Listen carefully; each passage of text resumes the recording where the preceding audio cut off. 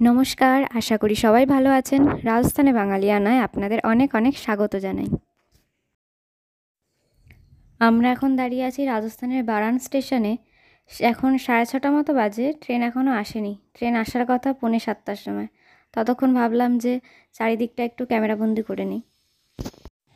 এটা কোনো জংশন নয়, তবে স্টেশনটা ভালোই বড়সড়। কলকাতা মাদার এক্সপ্রেস সকাল 7:45টায় মঙ্গলবার এই স্টেশন থেকে ছাড়ে। সেই ট্রেনে করেই বাড়ি ফিরব জামাই ষষ্ঠী উপলক্ষে। ভিডিওটা অনেক আগেই করা, কিন্তু বাড়িতে এসে এদিক ওদিক যাওয়ার ফলে সবার সাথে দেখা করতে করতে আর ভিডিওটা আপলোড করা হয়নি সময়ের অভাবে। আর ওই যে দূরে রাজস্থানী পাগড়ি বাঁধা দুজন মানুষকে দেখতে পেলাম। ট্রেন আসার কথা 6:45টায়, কিন্তু ট্রেন এসে পৌঁছায় 7:30টার সময়। আমাদের টিকিট ছিল AC 3 টিয়ারে, আর আমাদের মাথাপিছু টিকিট পড়ে 1690 টাকা। এখন ট্রেন এসে থেমেছে মধ্যপ্রদেশের গুনা জংশনে।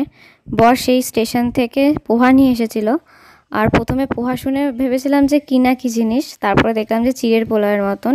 চিড়ের পোলাও বানিয়ে ওপরে পেঁয়াজ কুচি দিয়ে আর একটু ভুজিয়া ছড়িয়ে দিয়েছে।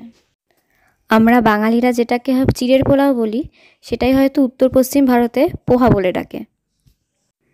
আর এই পোহার এক এক প্লেটের দাম হলো 20 টাকা করে। যাই হোক, এখন একটু খাওয়া দাওয়া করে ঘুমিয়ে নেব। সেই ট্রেন ধরবার জন্য ভোর 4টের সময় বাড়ির থেকে বেরিয়েছি রেডি হয়ে।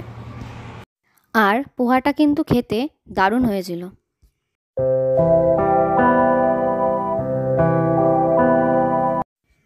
সকালে ট্রেনে ওঠার কিছুক্ষণ পর দুপুরের খাবার অর্ডার করেছিলাম। সেই খাবার দিয়ে গেল এখন 12:30টার সময় দুপুরের খাবার। আর খাবারের প্লেট নিয়েছে 130 টাকা করে এক একজনের। আর মেনুতে ছিল ভাত, কাবলি ছোলার আলুতে একটা ঘুগনি মতন, ডাল, সেউ ভাজির তরকারি, শশা কুচি, 1 প্যাকেট আচার আর 4টে ছোটো ছোটো রুটি। রুটিগুলো বাদিকে প্লাস্টিকের মধ্যে রাখা আছে।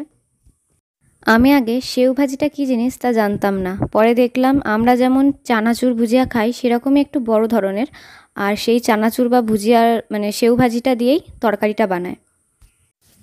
রাজস্থানীরা সেউ ভাজির তরকারি, সেউ ভাজি ভীষণ ভালোবাসে।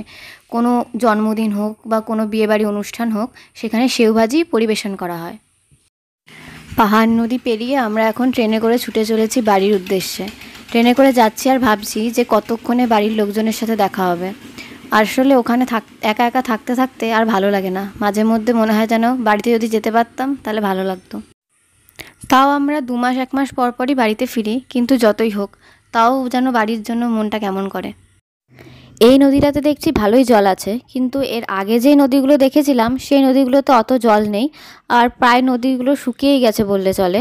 আর শুধুমাত্র নদী খাতগুলোই রয়ে গেছে। আসলে রাজস্থান মধ্যপ্রদেশের এদিকে তো নদীগুলো সবই বরফ গলা জলে পুষ্ট নয়, সবই হচ্ছে বৃষ্টির জলে পুষ্ট, তাই বেশিরভাগ সময়ই নদীগুলোতে জল থাকে না।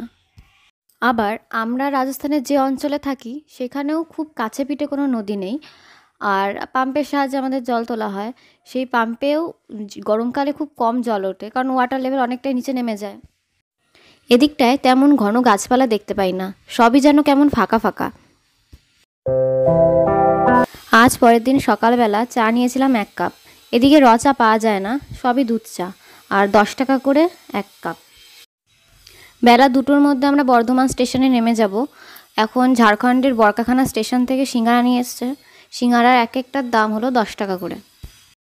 প্রায় আমরা চলেই এসেছি বর্ধমান স্টেশনের কাছাকাছি। যত বাড়ির দিকে ফিরছি ততই মনটা আনন্দে ভরে উঠছে।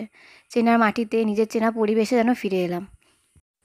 আমার ব্লগটি যদি ভালো লাগে তবে অবশ্যই লাইক করবেন, কমেন্ট করে জানাবেন কেমন লাগলো, আর আরও ব্লগ দেখতে সাবস্ক্রাইব করে পাশে থাকুন।